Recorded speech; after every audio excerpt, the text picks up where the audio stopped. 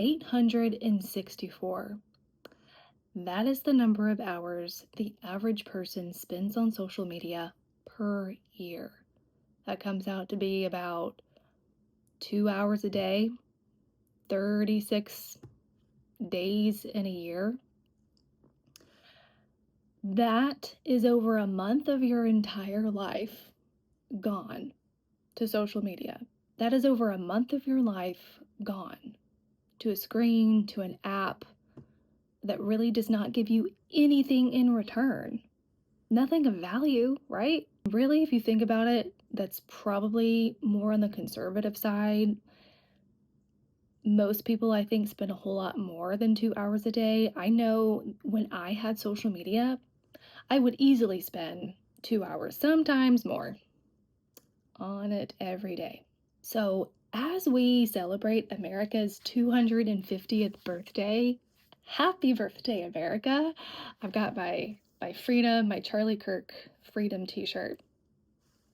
I've been pondering, obviously, more about what freedom looks like, what it is, and it's true that freedom is never free. There's always a cost. There's a cost to acquire it. There's a cost if you lose it.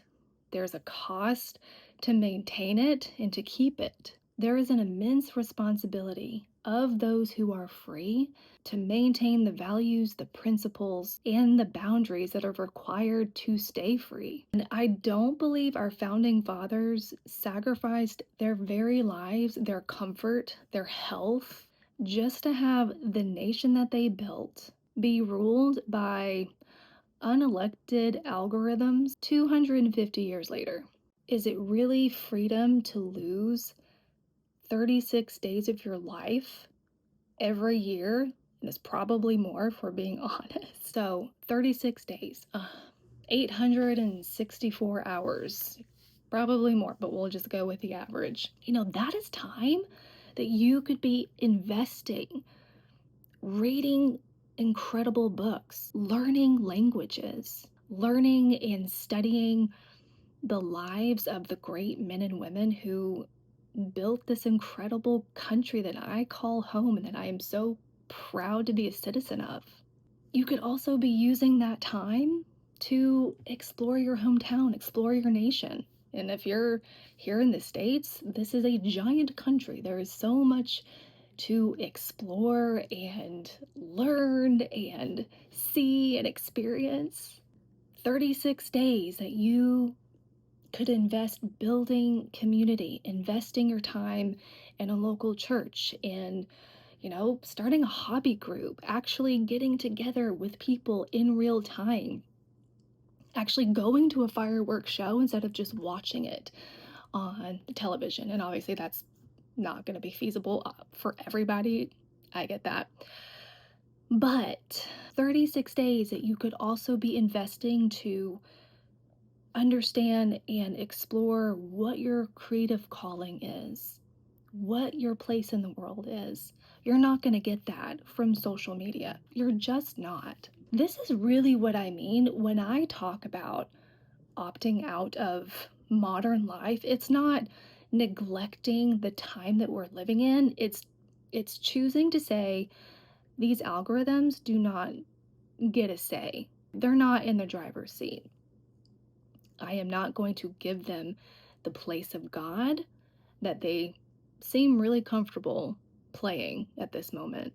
It is about reclaiming your agency as a son or daughter of the creator of this universe. And you have a responsibility to steward your life well, with intention.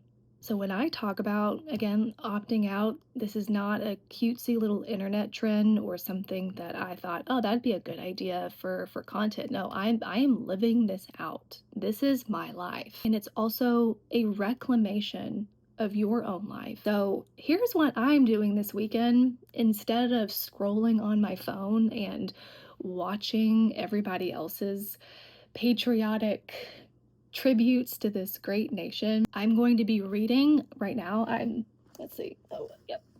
reading this Honker. This is a massive book.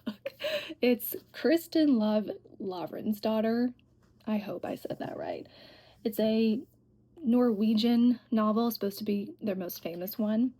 From, I think it was printed in the early 1900s. I'd have to double check. But I want to read great literature, and so I just finished The Count of Monte Cristo, and I'm on to the next giant book. I'm in a season where I'm really enjoying, it's like the bigger the novel, the better.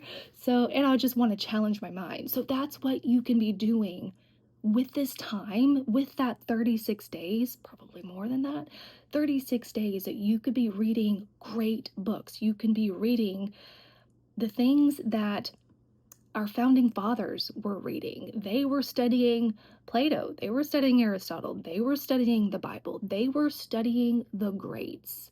And yes, they didn't have technology like we have technology today, but they used their time wisely. If we want to build anything great, and that also can just mean if you want to live well, you also need to read well. You need to steward your time well. So yes, I'm reading.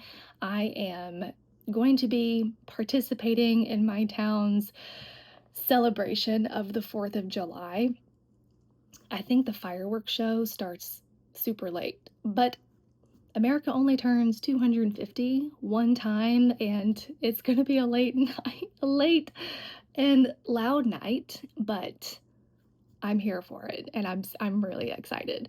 So, fireworks, reading, tending to my herb garden, swimming in the pool, eating ice cream, definitely going to be eating ice cream, just living, getting out and just living. And I also went to go see the new movie Young Washington that came out today. Well, I'm filming this on July 3rd. So it came out today, and I think it was only out for one day. So I hope that you got to go see it because it was a phenomenal movie. So, so good.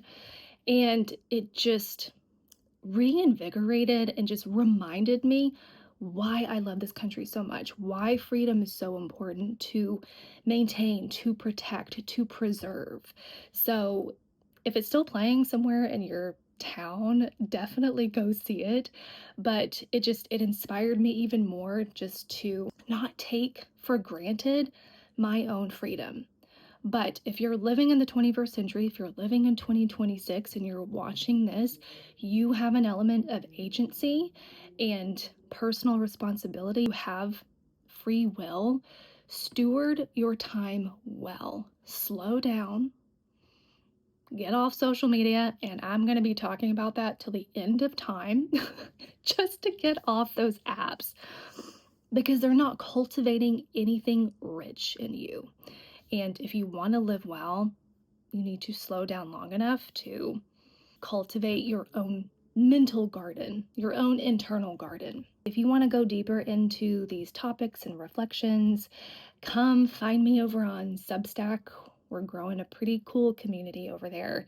So I'll drop the link in the description below. It's just my little corner of the internet world where I talk more about, again, returning to beauty. That is the core ethos of this channel, of my Substack, and I would love to have you over there. And I want to help us all reclaim this time.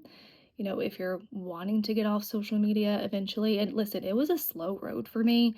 It did not happen overnight. I did not just wake up one day and think, but I'm going to delete all of my social media today. It was more of a gradual, I just deleted the apps for a while, realized how much better my life felt without them.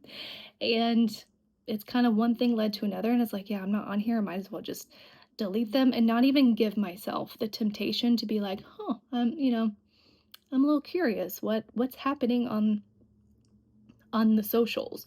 So I have a question for you. If you haven't gotten off social media, what do you feel like is the hardest part of maybe pulling the trigger and just deleting them, or even just getting off for a month?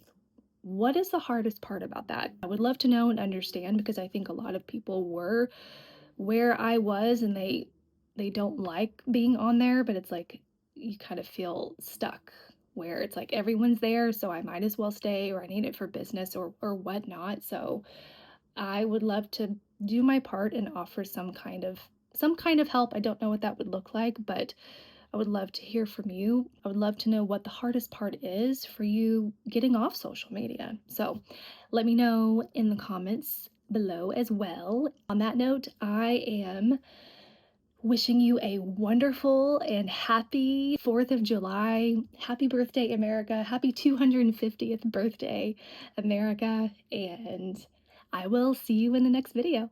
Bye.